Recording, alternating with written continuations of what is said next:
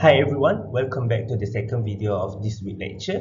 So in this video, we will gonna discuss on the management of schizophrenia. Alright, do you able to identify all the symptoms that contribute him to be diagnosed as a schizophrenic patient? Alright, let's have a look in this case first.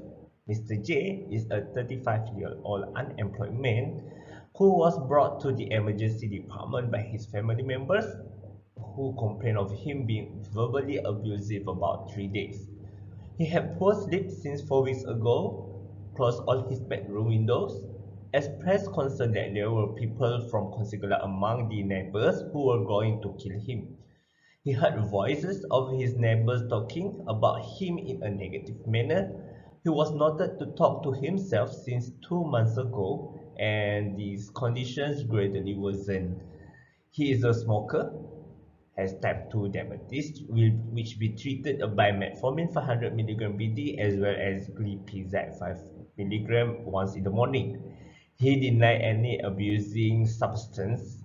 All laboratory examinations were within normal range and unremarkable, except his fasting blood sugar level was 8.9 millimole per liter, which is the normal range. Usually is about 5 to 7 millimole per liter. And UDS were negative. The physician diagnosed him as a schizophrenia and prescribed him with olanzapine 10 mg PD. Alright, according to the DMS-5 and ICD-10, schizophrenia patients should have at least 2 or more following symptoms that present for a significant period of time for 1 month, which are delusions, hallucinations, disorganized speech, grossly disorganized or catatonic behaviors, as well as negative symptoms. Besides, you should also consider any impaired level of functioning in terms of the interpersonal relationships.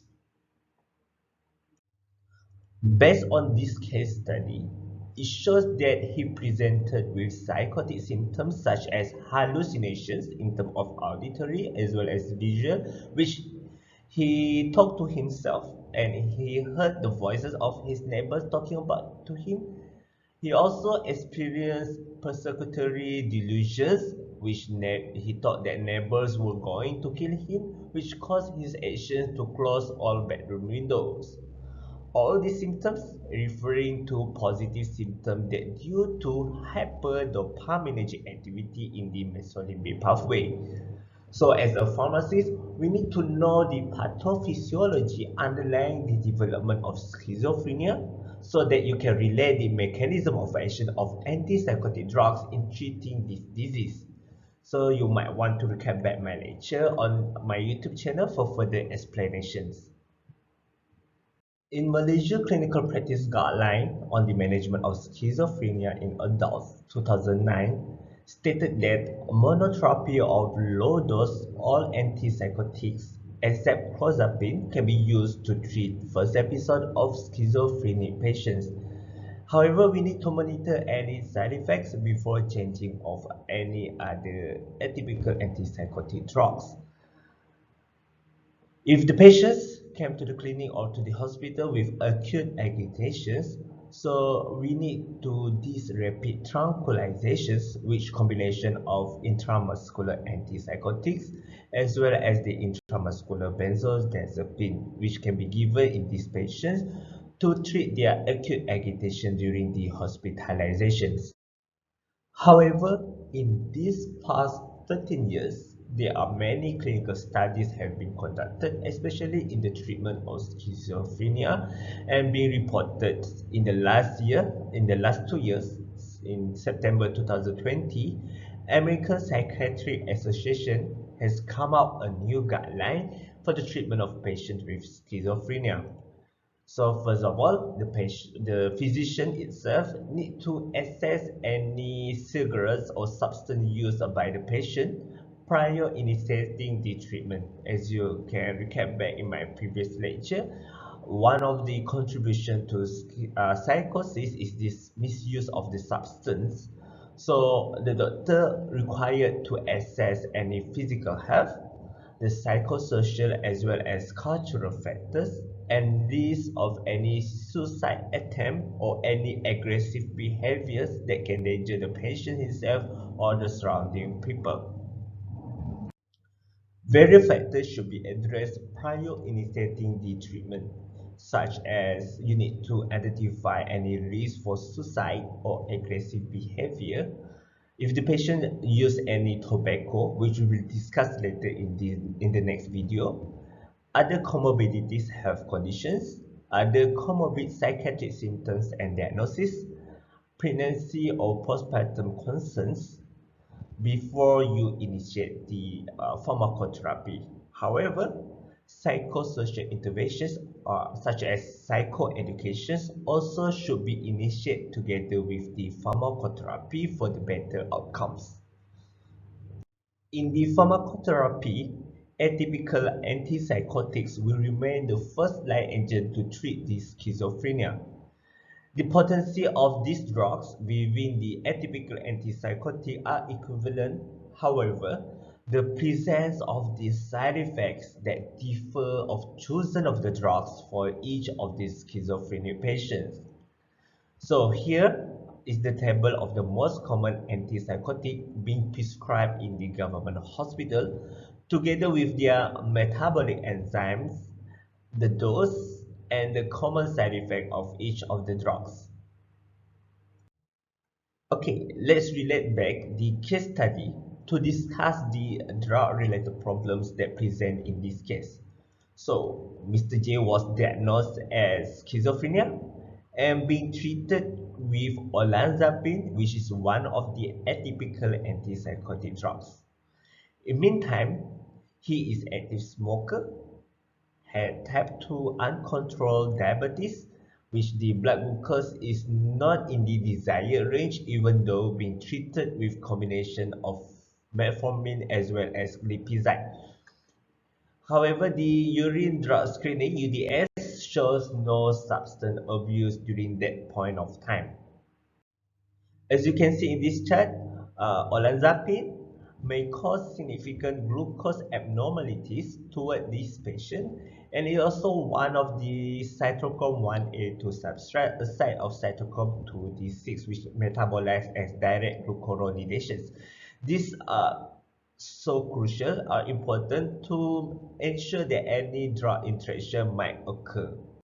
As I mentioned earlier, atypical antipsychotics such as this olanzapine will inhibit the secretion of insulin by antagonizing a binding at the muscarinic receptors at the beta cell pancreas.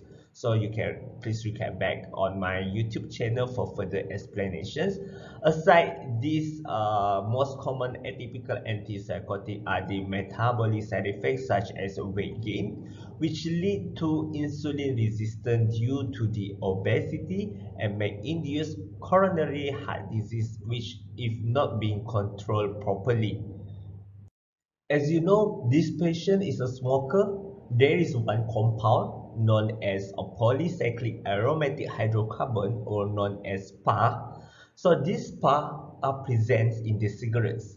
So it will induce the expression of cytochrome 1A1 through these transcriptional regulations. Aside from that, the PAH that present in the cigarette also will induce the expression of cytochrome 1A2 through this epigenetic regulation. As we learn in the basic pharmacology in your year 1, these cytochrome P450 enzymes are responsible for phase 1 drug metabolism by oxidizing the parent compounds such as olanzapine to the more readily excreted inactive metabolites. So, the overexpression of cytochrome 1A2 will decrease the olanzapine plasma concentration, which will reduce the therapeutic efficacy and will require higher dose to achieve the therapeutic outcomes. However, another problem may arise when the patient stops from smoking or in the smoking cessation program, which will reduce the overexpression of cytochrome 1A2, which will lead to toxicity due to the lack of this cytochrome 1A2. So here is our responsibility as a pharmacist. All these informations are crucial and we should discuss with the physician for the benefit of the patient itself. So which drug can be used or be recommended to this patient?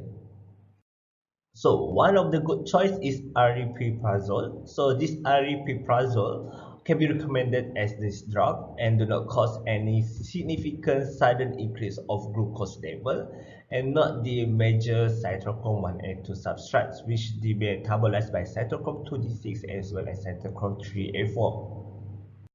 So as a conclusion, in these two DRP of these cases, one of it is the olanzapine itself. This drug can induce side effects, which is the glucose abnormalities. As mentioned earlier, this patient has uncontrolled blood sugar level, which during that point of time, his sugar level is about 8.9 millimole per liter, which is the normal range about 5 to 7 millimole per liter. So when taking this olanzapine, which the drug that been suggested by the doctor, it will worsen his glucose level, which cause uncontrolled sugar level. Another thing is the drug interactions that might happen, as we mentioned earlier. Olanzapine is a cytochrome 1A2 substrate which will interact with the substance that in the cigarette, which is the puff, which puff will induce the isoenzyme cytochrome 1A2, which will lead to treatment failure. So you might want to suggest to the doctor to change the medication from olanzapine to the aripiprazole 10 milligram once daily. So let's have a break before we further explain on the monitoring that you need to take into account and also the possible side effect encountered with your suggested treatment.